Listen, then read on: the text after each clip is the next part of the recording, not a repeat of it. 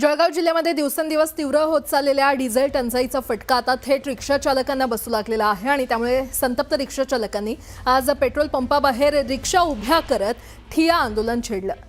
गेल्या 5 दिवसांपासून डिझेल मिळत नसल्यानं रिक्षा चालकांचं आर्थिक गणित पूर्णपणे कोलमडलंय।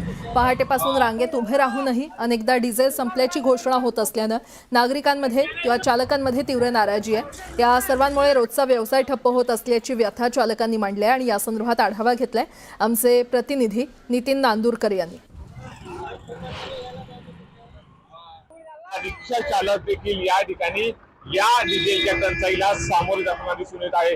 आपल्यासोबत याच परिसरामधले काही रिक्षा चालक वर्ग आहेत, आपण त्यांच्याशी बोलण्याचा प्रयत्न करूयात। नेमकं काय सांगशील, आज तू सकाळपासून या ठिकाणी तुझ्या रिक्षामध्ये डिझेल भरण्यासाठी या ठिकाणी उभा आहे, कशी परिस्थिती आहे? मी आज सकाळी 3 वाजेपासून इथे आलेला आहे।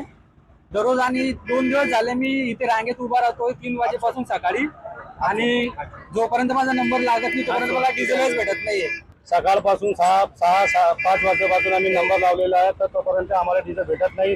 आम्ही घरात 2 घंटे डिझेल भेटता, नंबर लावता, त्याच्यावर सगळा संपला, डिझेल संपला, आम्ही घरी जाऊन उपाशी राहता। या ठिकाणी रांगेमध्ये डिझेल घेण्यासाठी उभे, कशी परिस्थिती आहे? सकाळी 6 वाजेपासून आलोय मी, ते नंबर मध्ये लागलोय।